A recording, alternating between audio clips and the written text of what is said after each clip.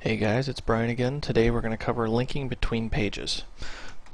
Now we've already covered some basic text processing commands and we've covered hyperlinks.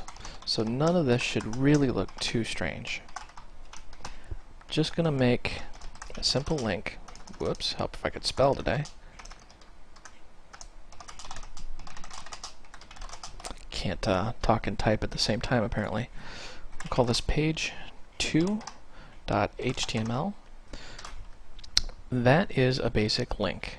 It's going to say page 1, hard return, and then a link to page 2. Let's go ahead and refresh our browser. Sure enough, page 1, link to page 2.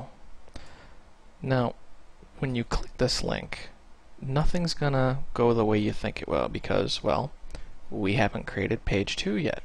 So it's saying cannot display page. Translation, it can't find it. To save typing, I like to copy and paste. So we're just going to copy this. And in our new file, we will just simply paste this text. We'll call this page 2.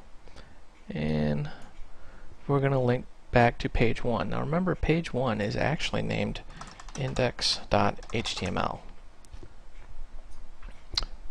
If you remember back from our first tutorial, the first page in your website should always be named index.htm or index.html. That's how the web server, which we'll cover in another tutorial, actually finds your page. Go ahead and save this, and remember to save it as an HTML file.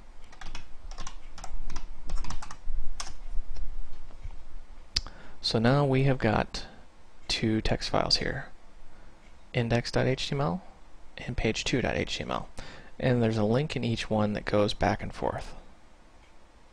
So we'll open up our web browser, click, and suddenly it says page 2. As you can see from the address bar, we are on page 2. You can click to go back to page 1. And here's index.html. I hope that clears up the mystery of how pages link back and forth. When you go to a site like Google and you type in a search and you get a million results and you start clicking links, that's the foundation of how this works. They're just hyperlinks to other sites, other pages. So I hope you found this video entertaining and educational, and stay tuned for the next one.